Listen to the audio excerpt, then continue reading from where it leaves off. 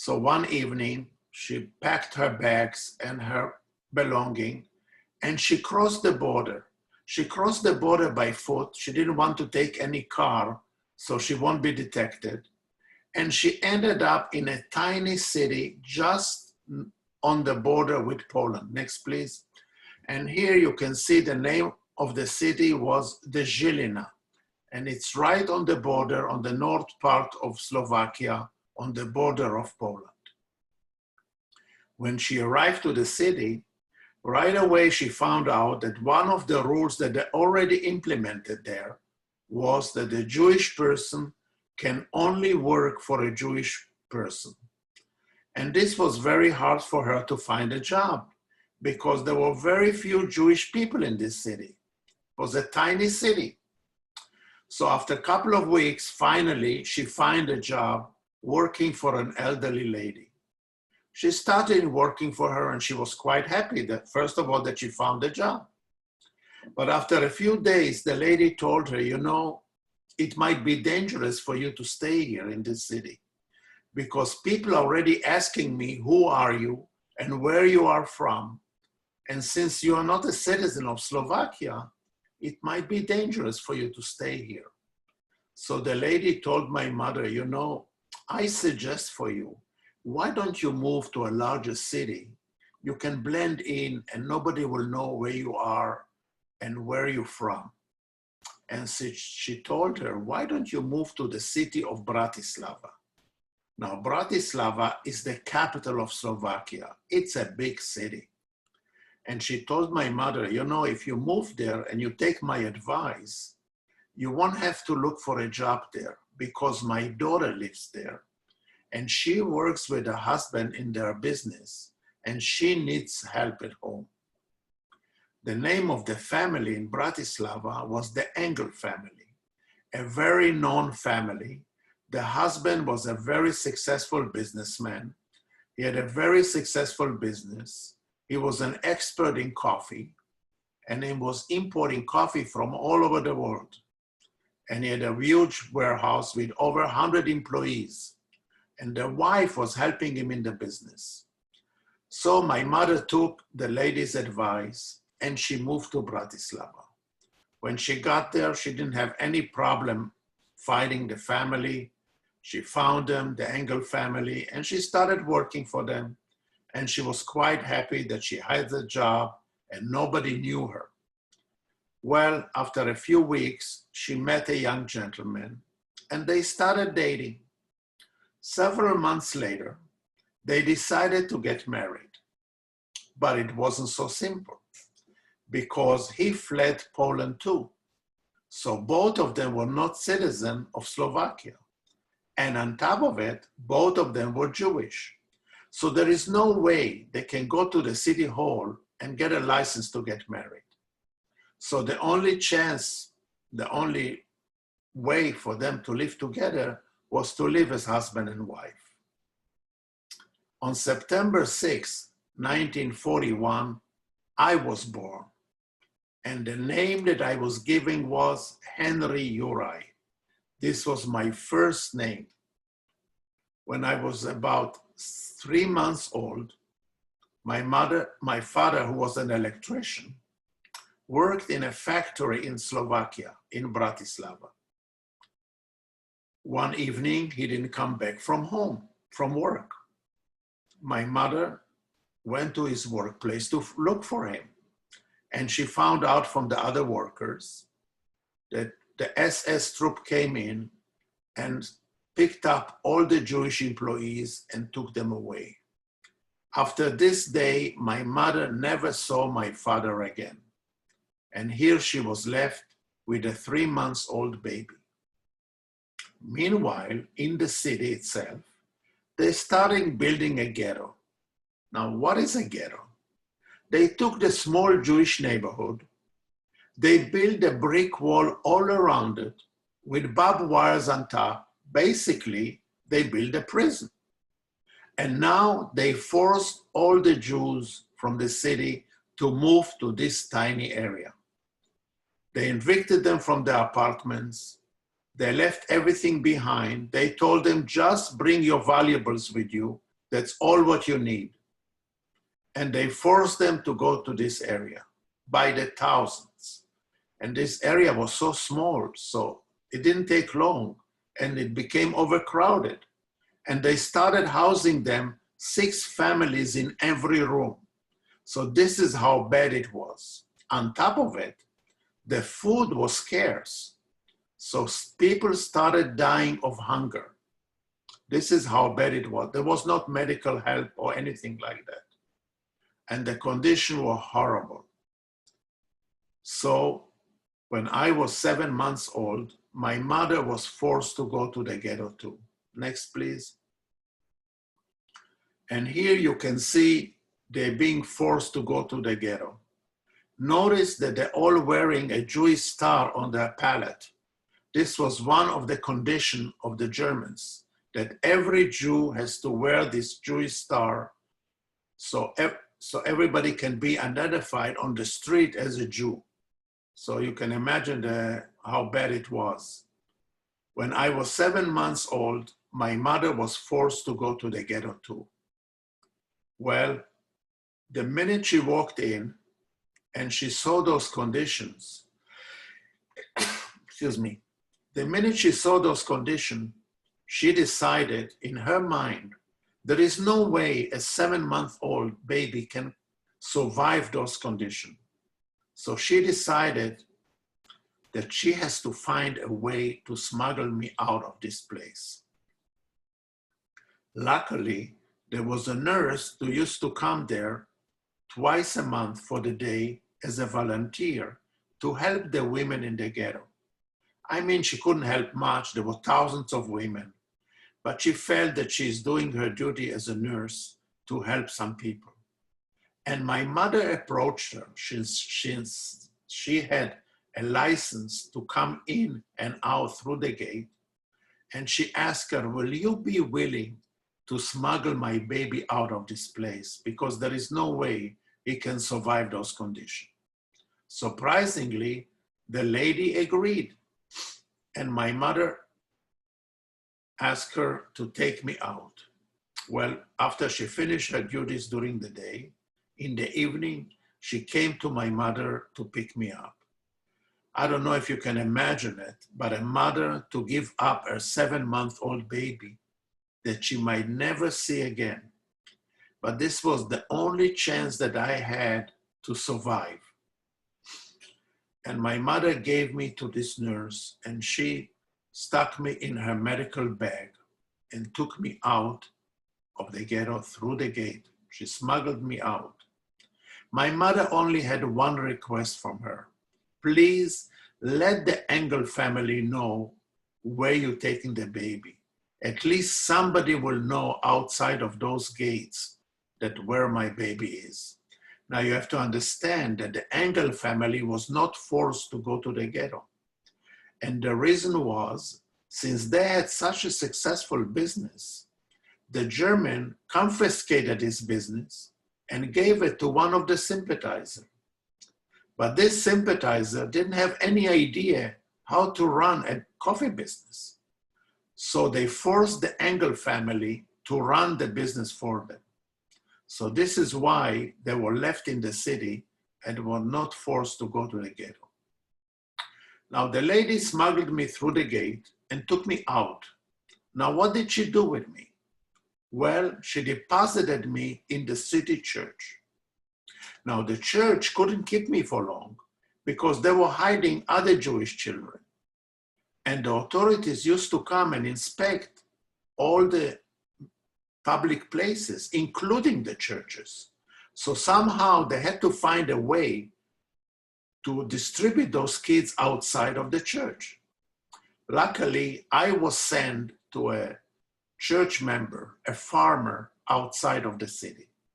He was a God-fearing gentleman and a very brave one, because he took me and hid me in his house for 3.5 years till the end of the war. He didn't hid me just from the authorities that used to come and inspect all the homes in the village to see if somebody is hiding a Jewish person or a baby. also from his good neighbors. Because if the neighbors will find out that he's hiding a Jewish baby, they'll tell the authorities to get a reward. So you can see how brave this gentleman was with his family. Well, meanwhile, they liquidated the ghetto and started sending them all to the camps. First of all, in this city, in Žilina, they took her first to the city of Žilina that she crossed the border to, because this city had a train depot. And from this place, they sent the trains to all the camps. When I visited Žilina a few years ago, I found this memorial. Next, please. One of the things that I forgot to mention to you is that they used to print money in the ghetto. And this is a 1 mark German mark. But what was special about this mark was that you can see on the left corner, there is a Jewish star. And on the other side of the note, there is a Jewish menorah. They wanted to show, it was a propaganda act. They wanted to show the world that everything is normal in the ghetto. People have money, they're buying, they're selling. There was nothing further from the truth. The minister of propaganda in the government of Germany, his name was Goebbels. This was a very important job because they wanted to spread the word that the Germans are so fair to the Jews. So this is the money that they printed. It was worthless. I mean, the only thing that they really used it for, they took the valuables from the people who came to the ghetto and gave them this piece of paper. It was like a monopoly money, worthless, but it did the purpose that they wanted to do the propaganda to the world. Next, please. In Žilina itself, where they took the Jews away, there is a memorial stands there today. And you can see it here. And it says on the track, road of no return. Thousands, tens of thousands of Jews who left this place never came back. They were all murdered in the camps. But this memorial stands there today. Next, please. After a very long trip, on the train, they loaded them on cattle wagons with no water, no food, and it took days to reach the camp. Some of them died on the way to the camp. They never reached the camp. This is how bad the condition was on the train. There was hardly any air. You know, it came only through the cracks from the wooden wagon. This is how bad it was. But finally, they arrived at Auschwitz. And here you can see the entrance to the camp. And notice that there is a saying on top of the camp, of the gate, and it says, Arbeit macht frei in German, work will make you free. This was another propaganda act to show the world that this is a working camp, people are coming, going, they're coming to work, and that's it. Well, there was nothing further from the truth. More than 10,000 Jews was killed in this place, in this camp. This is how bad it was. Next, please. Next, please. After a while, since the train were coming 24 hours a day from all over Europe, the camp became overcrowded. So what did the Germans do? They built another camp about a mile away from the original Auschwitz camp. And they called it Auschwitz-Birkenau camp. Now this camp was the size of a city. This is how big it was. And notice here, some buildings in the front are missing. Those were the buildings made out of wood. So towards the end of the war, when the Russian troops were advancing towards the camp, they wanted to demolish the camp so there won't be any evidence that was ever a camp there. Well, they didn't have enough time, so they just burned down the wooden buildings. But all the brick buildings behind them are still standing there today because they didn't have enough time to demolish the brick buildings. This is why it is standing. Now notice that there is a fence around the camp. Now this fence was electric fence. So if you touch it, you're a dead person on the spot. So nobody could escape from this place. I took this photo 2009 when I visited the camp. By the way, the camp is a museum today, so whoever visits Poland can visit the camp. But when I took this photo, it doesn't do justice to the camp because it looks nice and green, like a country club or a golf course. But during the war, it was all gray and black. Even the snow that was falling down was black. And the reason was, since after they took the Jews through the gas chamber, they burned them in the ovens. And the ovens were working day and night, 24 hours a day. And the ashes were covering this whole camp. This is why it was all gray and black.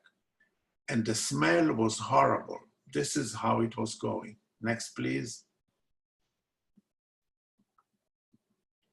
This is another photo of Auschwitz-Birkenau, and this is a very famous photo. It's the entrance to the camp, and you can see the train tracks going through the gate and unloading the prisoner inside the camp. What's special about this photo is when it was taken.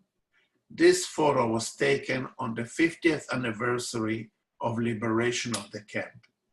By the way, this last January 27th was the 75th anniversary. So on this occasion, there was a ceremony here, and there were thousands of people on the ground. And they wanted to show the difference between then and now, because you have to understand the condition of the prisoner who were unloaded off the train, those who survived the trip. They came down, they were all hungry. The first thing that they did to them, they separated the families. Women and children were on one side, men to the other side. They never saw their family again. And you can see the mental condition of the people. Then they shaved their head. Then they tattooed a number on their arm. From this moment, they called you by your number, not by your name. They treated them like cattle. This is the condition of the people. Now you have to understand, a person who is hungry, the only thing that he can think of was where is coming his next meal. And what was the meal of the camps? It was a small piece of bread or a dirty water that they called soup. This was the meal of the day in the camp. So they were all hungry all the time. So in this ceremony, they wanted to show the difference between then and now. So what did they do? They had a flyover, you can see on top, of 3 Israeli F-15 jets. Israel is a tiny, tiny country, but has one of the strongest air force in the world today. Because the motto of the Israeli army is, never again. This will never happen to the Jewish people again. And this is not just a promise, it's a promise that it will never happen again. Next, please. This is another photo of the same flyover that you saw before, but what I wanted to show you in this slide, you can see the size of the camp. It's like a city. This is how big this death camp was. Next, please. One of the things that everybody in the camp was looking was for a job, because if you had a job in the camp, you can survive and you won't be taken to the gas chamber. What was the profession that the Germans needed? They needed builders, plumbers, electricians to maintain the camps. Another thing that is very important for them was they needed an orchestra, because as cruel as the Germans were, they loved classical music. So they collected musicians among the prisoners and formed a band. Not one, there were many of them, to play music to the prisoner who were marched to the gas chamber. So they'll keep them quiet and they won't know what they can expect. Another thing that were very important for them was they needed translators since Jews came from all over Europe and they had to communicate with them. So luckily, my mother spoke 5 languages. She spoke German, Polish, Czech, Slovak, and Yiddish. So they used her as a translator. And this was very important for them. By being a translator, one of the privileges that she had was to write postcards from the camp. Now, there were a few conditions for the postcards. First of all, it has to be written in German, so the German can read what she's writing. Then it has to have all her personal information. And next, please. And here you can see her personal information. Her name, Pomeranz Gisela was her name. Her 7747 was the number that was tattooed on her arm. And she lived in building 11, Camp Birkenau. Now, where did she write these postcards to? She wrote them to the Engel family. And she basically asked them, how is my Henry Uri doing? She wanted to know whatever happened to me. But since this was also a propaganda by the German, because they wanted to show that the people in the camp, they have a post office. But this was a big lie, because the mail only went out, never came back to the camp. Only one-way post office. So she never got an answer from the Engel family. She managed to write 4 of those postcards. Next, please. Now, in the camp itself, every morning, you can see on the left side is an illustration. They used to do a roll call. Now, this roll call was very cruel. This was thousands of people standing in line and being counted. Sometimes in winter, freezing cold weather, icy ground. They was standing there with his bare body, with his outfit that they were supplied with, the striped outfit. And they stood there sometimes for hours. It took hours to count the people. While they were standing there, every day, some people tried to escape. Nobody could escape. And they caught them. So during this roll call, they used to bring them in front of them. There was a small stage there, and they hang them in front of everybody so they can see what happened to people who tried to escape. And my mother was among them standing here, and they were all hungry and weak. They could hardly stand on their feet. Some of them fainted, some of them died. They didn't have the strength to stand. So happened that my mother had a cousin that was in the same barrack as my mother. And she tried to commit suicide a few times by throwing herself on the electric fence. But the last minute, people caught her and wouldn't let her die. So one morning when they were called to come out for the roll call, she was late in coming out. And everybody was screaming at her, come out, it's late.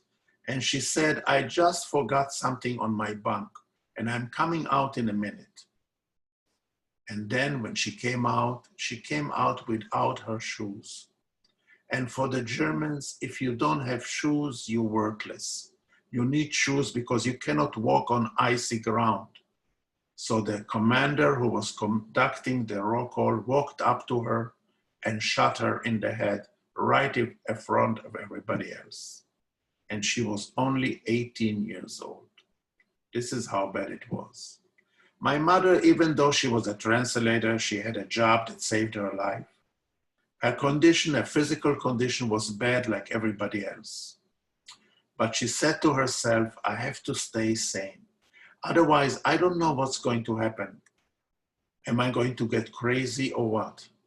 So she decided the only thing that she can do for herself is to start composing poems. So every night when she was lying in her bunk, she was starting to compose poems. She managed to compose 11 poems, most of them in German. and they rhymed. Here you can see one of the first poems that she wrote. It was called the Appel poem, the roll call poem. It's translated to English, so it doesn't rhyme anymore. But I want to bring your attention to the last line. It says, "We will build a better world." This was just when she got to the camp, and she was still optimistic that she's going to be released from this madhouse and resume her normal life. She didn't know at the time that she's going to be over 3 years in the camps. This is why she wrote this line, that she hoped that she's going to resume her life. Next, please. Towards the end of the war, this is the booth that the officer who was conducting the roll call was sitting in. So you can see that he was protected from the weather elements, and he didn't care how long the roll call takes. So I took those photos when I visited Auschwitz. Next, please. Towards the end of the war, my mother was transferred to another camp. It was called the Ravensbrück camp, one of the worst camps of all. And here you can see a photo of the women there. It was a women's camp. Now you have to understand a small detail about this. This camp, the Ravensbrück camp, was in Germany. Auschwitz-Birkenau was in Poland. How did she get there? Well, one morning, instead of getting this small piece of bread, the meal of the day, every prisoner got a whole loaf of bread. And they were wondering what happened to the Germans that they became so generous to get, instead of a small piece of bread, a whole loaf. It didn't take long and they found out why. Because they started marching them in the month of February in Europe. And let me tell you, February in Europe is very cold weather. It's freezing cold. They started marching them from Poland to Germany. It took them 3 weeks of day and night marching. 2/3 of the people who started this march died on the way. Some of them were shot, some of them just died of hunger. This is how bad it was. Only 1/3 of the people who started this march, and by the way, this was a march of thousands and thousands of people. Luckily, my mother made it to this camp. On October 15th, 1945, my mother was liberated by the Russian army. She was skin and bones. She could hardly stand on her feet. This is how bad her condition was. So the Red Cross took her and some other women who had the same condition as her, and they sent them to Sweden to go through rehabilitation at the Red Cross camp. And my mother was sent there. When she arrived there, she went through the rehab. It took months. And then while she was going through the rehab, she started performing in the Jewish theater. Now, she wasn't an actress.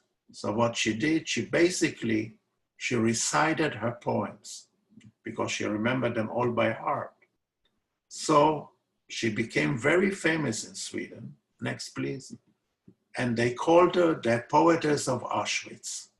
And here you can see a clip of a Swedish newspaper that they wrote about her, and they put a photo of her there.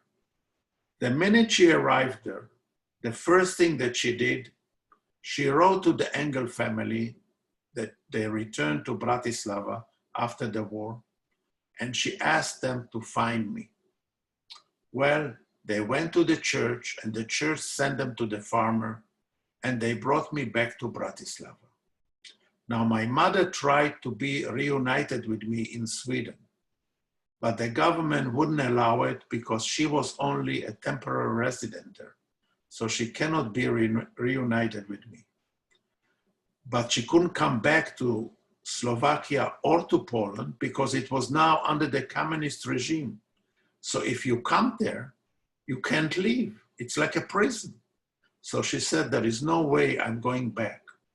Meanwhile, I stayed with the Engel family, but it didn't take long. And the neighbors started asking, who is this child? Where is he from? And so forth. And the Engel family was afraid to keep me. because even though it was after the war, was still very anti-Jewish sentiment in the city.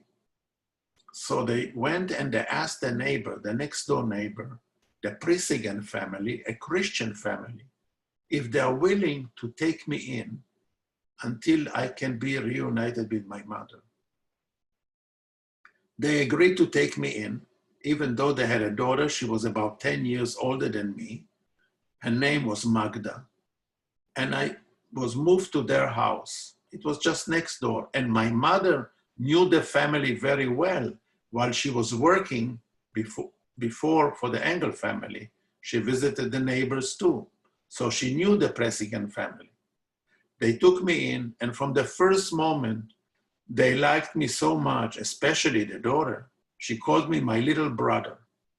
And they said to themselves, in case I won't be able to be reunited with my mother, they're going to adopt me as their son. This is how much they liked me. The first thing that they did to me, they changed my name and they gave me a Slovak name and they called me Jurek. So now my name was Jurek. And I was very happy at that family.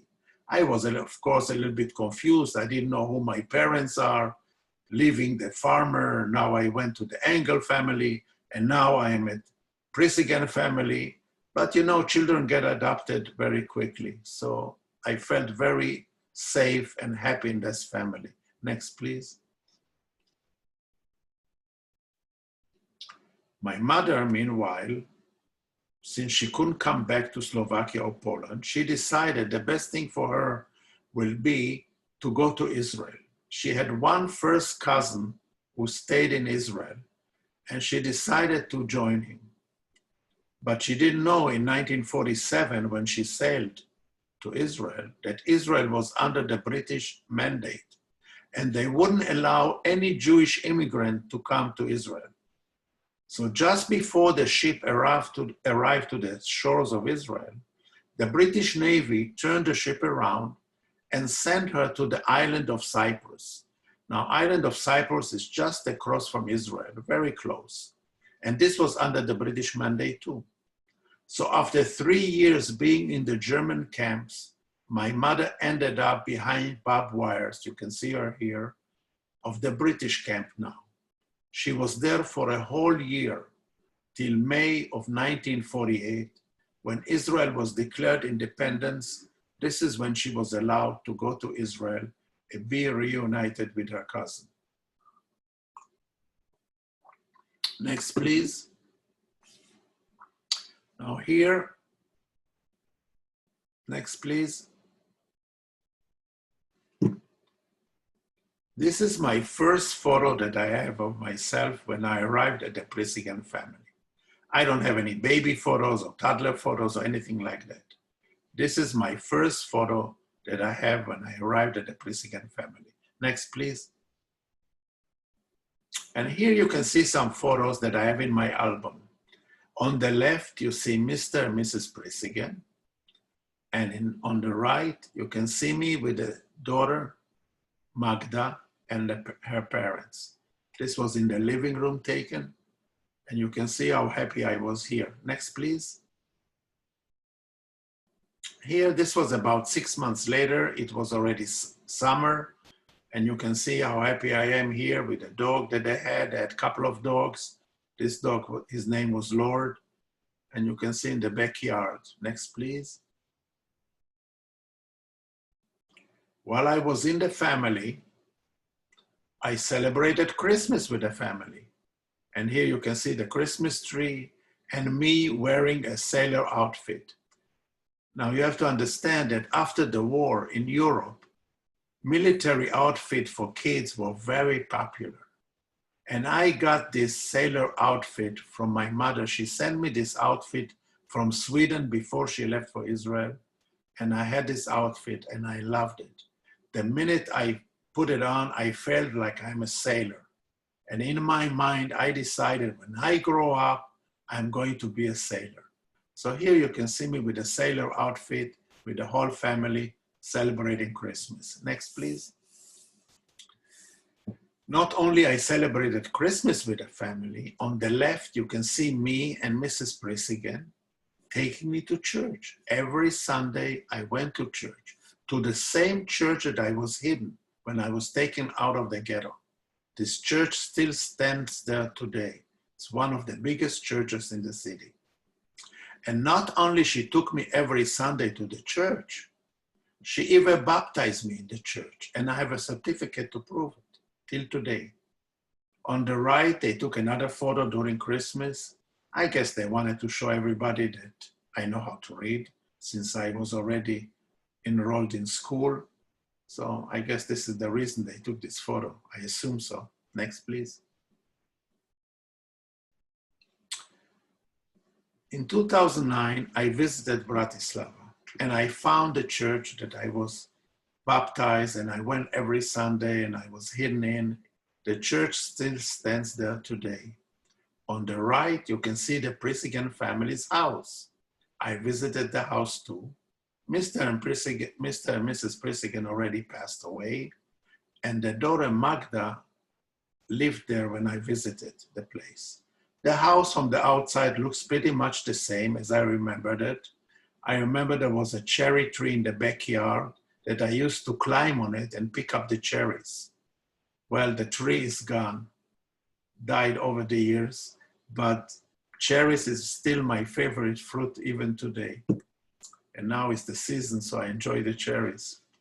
The only difference that you can find in this photo is that they have a TV dish on the house and a solar heater on the roof. When I was there in 1945, they didn't have those things. We didn't even have TV in those days. Next, please. After my mother arrived in Israel and she met her cousin, the first thing that my mother did, she contacted the Jewish agency in Israel and asked them to be reunited with me.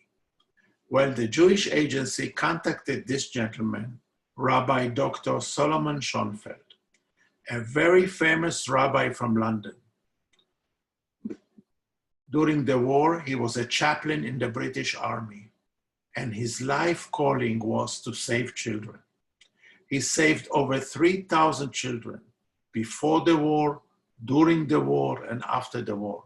This was his life calling, to save as many children as he can. And he was sent to Bratislava to find all the orphan and misplaced Jewish children and take them out of the country. Well, when he arrived with this outfit, military outfit, even though it was 3 years after the war. And the reason that he put his uniform on, because he knew that the communists have a lot of respect for military outfit, and he'll have easier time to go through the bureaucracy and letting him find all the kids. So this is why he was wearing this uniform when he came to Bratislava. And when he got there, one of the sad evening was when he came to the Prisigan family to pick me up. I mean, I didn't want to leave. The Prisigan family didn't want to let me go. There was a lot of crying and a lot of hours it took them to get me out. The Prisigan family packed me a small suitcase. They put my few belongings that I had in the suitcase with my stuffed animal. And they told me, just remember, don't lose the suitcase because this is all what you have. And I remember when I left them, we went on a train ride and I didn't sleep all night because I was so afraid to lose my suitcase. This is what the memories that I have from this evening when I left the Prisigan family. It was a very sad evening because I was sure that those are my parents. Why should I leave? But I didn't have a choice and I had to leave. And I was united with some other kids that he already collected from the city. Next, please. And here you can see me right in the center. In all the photos, I'm always in the center, maybe because I was one of the youngest kids in the group. They took us first to an orphanage, a Jewish orphanage, while he was collecting the kids. Altogether, he collected 148 kids. Next, please. And here you can see some other kids that he collected. And I was one of the youngest kids in the group. Now that he collected all the kids, he collected 148 children. Now he has to take us out of the country. So he needed a collective visa to take us out, to get a visa from the government. The government gave him a few conditions. One of them was the children over 15 can't leave. So he had some kids there who was 16 and 17. So he had to manipulate their birth certificate to show that they are only 15. The other condition was that Slovak kids can't leave. And me, with my name of Jurek, I couldn't leave because it's a Slovak name. So he had to change my first name. And he changed it to Georgi. He left me my last name, Prisigen. So I was Georgi Prisigen. Next, please. And here you can see a page of the collective visa. And the highlight line is Prisigen Georgi, kind of a Russian Armenian name. So with this name, I could leave the country. After he managed to get all the paperwork in order, we left the country on a very long journey. Next, please. We started in Bratislava and we went through all Europe.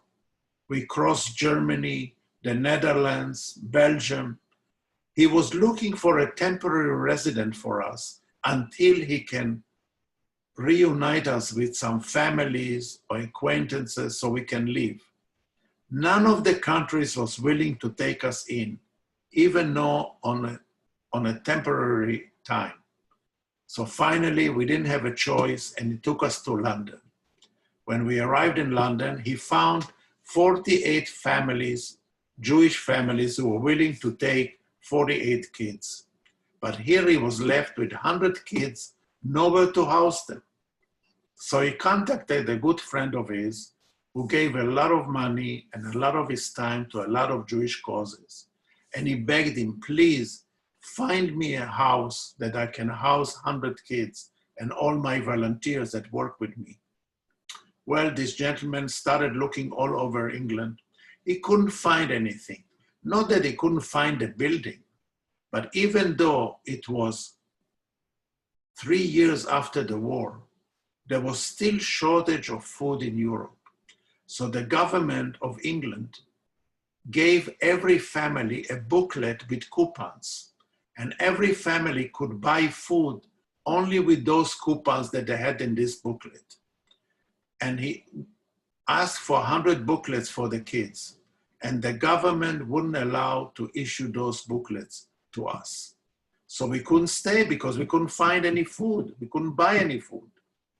So he didn't have a choice. And one morning he called the rabbi and he said, Rabbi, I have bad news and good news for you. The good news is I just purchased a building that you can house all your kids and the volunteers in one place. It's a big building and you can move there. The bad news is it's in Ireland and you have to travel to Ireland. So the rabbi didn't have a choice. Finally, he found a house. So we went there. And this is the house that we found that he purchased for us. Next, please. It was a castle. This castle was built in 1639, a very old castle. But inside was such a luxury. I mean, Queen Elizabeth wouldn't be ashamed to live there. This is how luxurious this place was. It was gorgeous. On the ground floor, there were big halls, I guess, for wedding or for meetings or so forth. So the rabbi converted them to classrooms so we can study while we were there.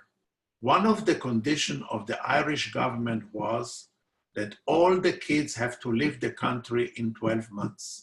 This put a lot of pressure on the rabbi to find us a home in 12 months. But he didn't have a choice, those were the conditions, but he was happy that we had a place to stay. While we were staying, we were studying, and on the front yard, you can see a big front yard. We played soccer, basketball, we played even hide and seek. The elderly kids had very hard time playing hide and seek because it reminded them that they were hidden during the war.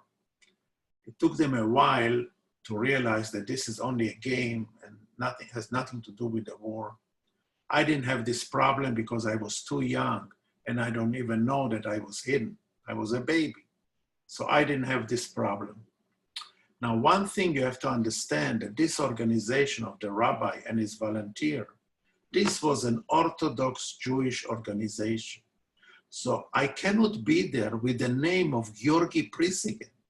They decided I have to have a Jewish name. So they gave me a new name and they called me Avraham Dov. So now I had to get used to my surroundings and to my new name. So now I was Avraham Dov. After 9 months, me and some other kids we were sent to Marseille, France. And from there we boarded a ship and we sailed to Israel. And I was on my way to meet my mother for the first time. Well, we sailed, it was stormy weather, winter, we threw up all the way. We couldn't get used to the pitching and rolling of the ship. So they gave us chocolate so we'll feel better. Well, we threw up the chocolate too. Till today, I don't eat any chocolate. This is my memories from this ship. I never liked chocolate to begin with. So finally, I arrived to Israel. They put us in a small gathering place with all the kids, and family members started to come and pick us up. After one day that I was in this place, a gentleman came, picked me up and told me, I'm your father, and now I'm going to take you to your mother. When my mother arrived in Israel, she married her cousin, but because she married a dumb blood-related family member, they never had children of their own. And this cousin of my mother, who was my family too, he was my cousin too, adopted me as his son, and he was a wonderful father to me all his life. And then he took me to Tel Aviv when my mother stayed, and I met my mother for the first time. I was 8 years old. I wasn't sure that this is my last place of staying, because when they took me from one place to the other, from the Prisigan family to the orphanage, then they took me to all Europe, to the castle. They never told us where they're taking us. It was always a mystery. So I never knew that this place now in Israel is my last place, and this is really my mother. It took me long months to realize that this is the place that I'm staying, and this is really my loving mother. She took really good care of me, and she was so happy to meet me at last. So when I came there, my mother told me, Avraham Dov is a nice Jewish name, but I want to give you a nice Israeli modern name. And she changed my name to Yoram. So now I was Yoram. It was my Israeli name. Next, please. After being there in summer, here, this is the last photo that I have of the castle. This is the lady on the left. Her name was Lily. She was my shadow. She took really good care of me. They gave me, she got this job because I was so young and somebody has to take care of me. So she took really good care of me while I was in the castle. And then in those years, she looked to me old, even now that I look at the photo. But later on, many years later, I found out that she was only 16 years old. And she was one of the hidden children too, but they gave her the job to take care of me. This was her job in the castle.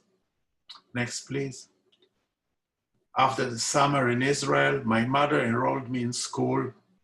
And here you can see I had to start first grade all over again since I never spoke Hebrew. They only taught us to pray in Hebrew, but not to speak or to write in Hebrew. So here you can see me on the left, on top line.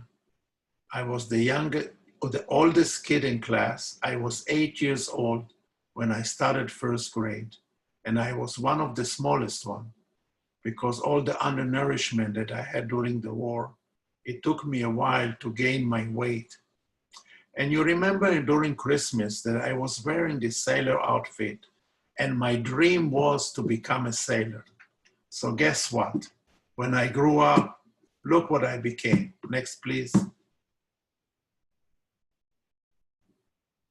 Next, please. I became a sailor. I became an officer in the Israeli Merchant Marine. I don't smoke anymore. This is a bad habit that I in those years. But here you can see that my dream came true. Next, please. Here are some photos that I have in my album. On the left, you can see my mother with her cousin that she married, and he became my father. On the right, you can see my mother, 14 years difference in the photos. She came to Los Angeles to celebrate with us my son's bar mitzvah. Next, please.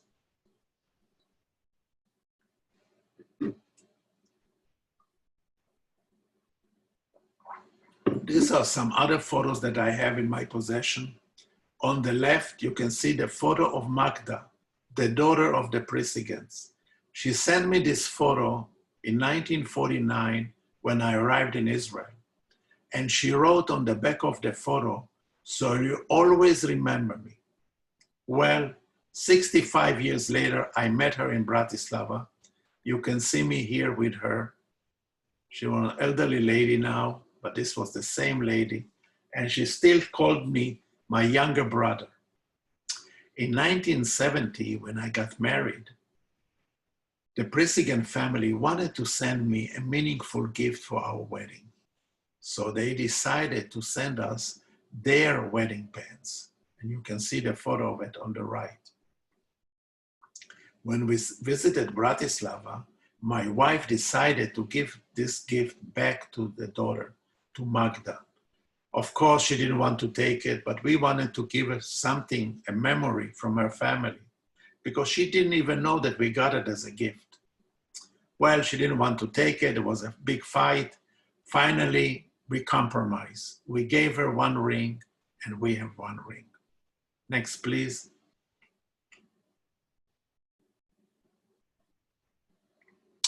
Here you can see another photo of me with a group of the kids on the steps of the castle. Now, this photo became very famous because a lady in London by the name of Barbara Barnett, she is 94 years old today, a very sharp lady. It took her 15 years of research, and she decided to write a book about the castle, the children, and the rabbi. She wanted to put all the kids' stories in the book. Unfortunately, she only found 40 kids, and the 40 kids' stories are in the book, including my story. Next, please.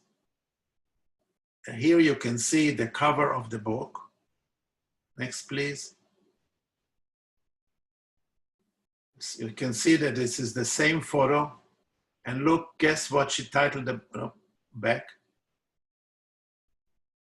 Back, please. Here you can see the title that she gave the book, The Hide and Seek Children, on the game that we played in the castle. And you can see me on the right when I arrived to the ceremony of publishing the book with some other kids, you know, we were all elderly now. Here I stand with Barbara Barnett. Next, please. While we were there, we visited the castle, of course. It's about an hour and a half outside of the city of Dublin. And here you can see us, some of the kids that came with me. We're all elderly now. And we're standing on the front gate of the castle. It belongs to two ladies now. They promised us to let us in to visit. Of course, in the last minute, they changed their mind and they wouldn't let us in. So we just took a photo in front of the gate. You can see on this photo that the castle is not being taken care as good as it was in the condition that we were there. It was gorgeous. Now it's a little bit neglected. Next, please.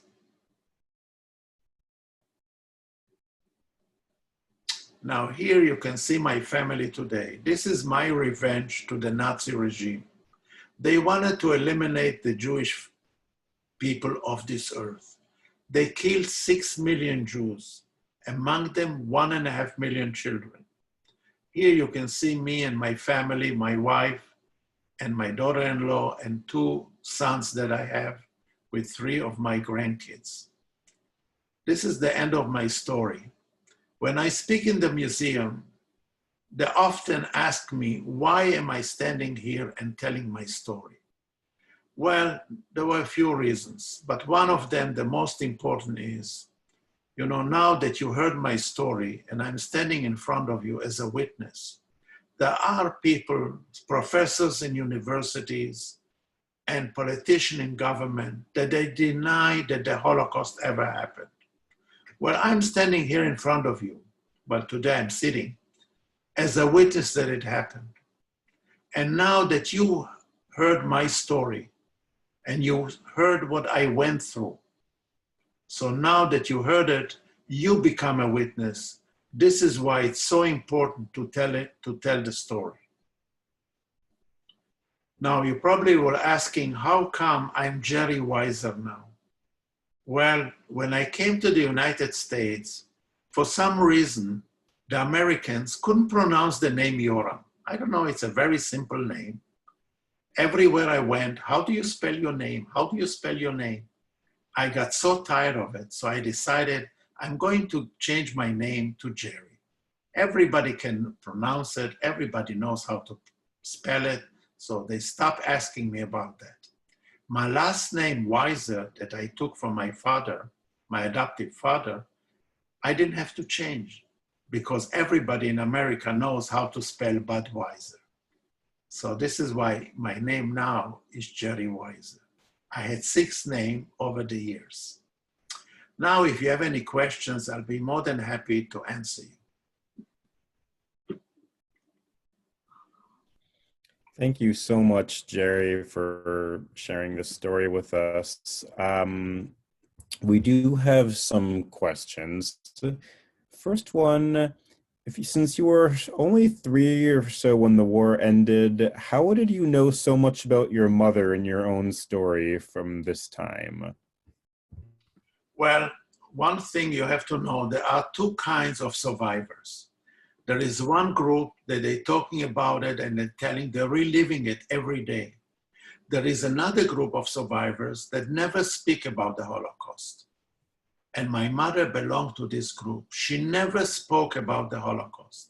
The only thing that I remember 60 years later after the war, my mother recited the poems to me by heart. And whenever my wife asked her a question about the Holocaust, she always told her, you know, I'm trying to bury it and you're trying to dig it out. When I'll pass, why don't you go to my closet and you'll find stories about me? Well, after my mother passed away 13 years ago, we went to her closet and we found, first of all, 4 of the postcards that she wrote outside from the camp. The Engel family, after the war, gave the original postcards back to my mother. So we have those postcards. Then my mother wrote her testimony to get reparation from the German government. And you know, the Germans are very good in keeping records. So she told them what she went through, and they compared it with their records, and they saw that it's all true what she wrote. So this is most of the stories that we got. It took 3 years of research for many other sources, including from Magda when we visited Bratislava, and then we met the son of the Engel family. They told us about my mother. So this is how we collected all this information together. I hope this answered the question.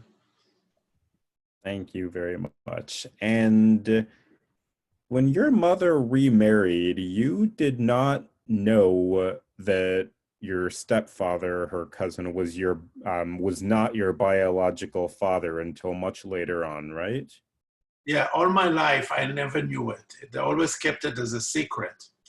And I found out it was a very awkward moment when, after my mother passed away, and we sat Shiva in the house, and my cousins came to visit us, and my father, you know, he had dementia already in this age. He was close to 90 years old. And he just said to my cousin, you know that Yoram is not my son. This is how I found out the first time that he wasn't my biological father, but he was a wonderful father to me all his life. And he passed away 7 months after my mother passed. And you were born September of 1941, right? Yes. Okay. So students can do the math. And when did your mother pass away? Oh. September, I'll be 79 years old. My mother passed away in 2007, 13 years ago. We have, and I just want to remind everybody, you can type in questions in the Q&A box. When did you first start to share your story? I think I started sharing my story in the museum about 3 years ago.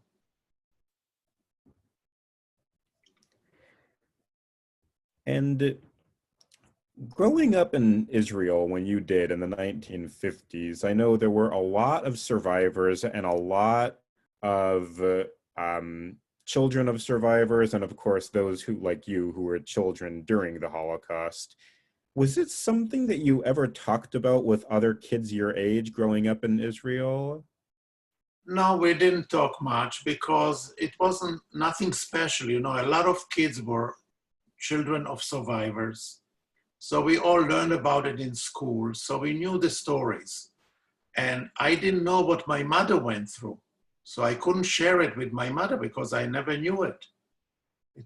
Just many years later, after she passed, I found out all the stories. I knew she was in the camps, but I didn't know where or what. It was never spoken about it in the house. This is an interesting question. Do you know if your mother expected that she would find you again? Because it was a little while after the war ended that she found you, right? So do you know if she thought she ever would, or if she thought maybe she never would find you? No, she found me right away after she wrote to the Engel family. She knew exactly where I was. The problem was that she couldn't be reunited with me. So this took quite a while.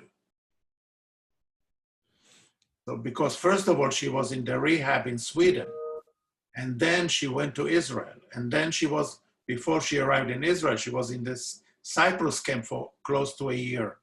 And then until I arrived, so it took a few years till I met her I came to Israel in 49, it was 4 years after the war.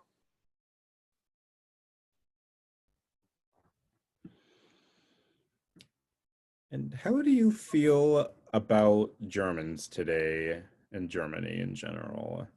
Well, I visited Germany. Well, Germany is today, it's a new generation. It's not the same German that were during the war. We even have a friend who lives in Berlin, and we visited Berlin for the first time. I mean, it's strange when you visit a place like this. There are a lot of monuments about the Holocaust in Berlin.